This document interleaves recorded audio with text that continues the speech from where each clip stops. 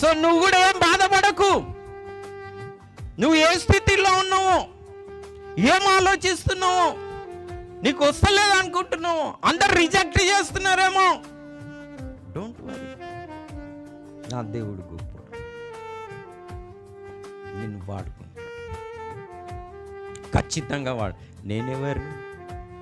నేను ఒక యూజ్లెస్ ఫెలోని.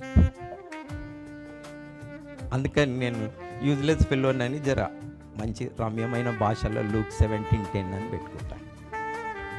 అంతనే కదా, జర చెప్తే ఈయనేంటి జర ఉల్టా పోతున్నట్టుంటారు అని జర అందరు అనుకోగలరు. ఎందుకురా బాబు, నీకు కోడ్ లాంగ్వేజ్లో చెప్తా, ఉపమానం రీతిగా చెప్తా.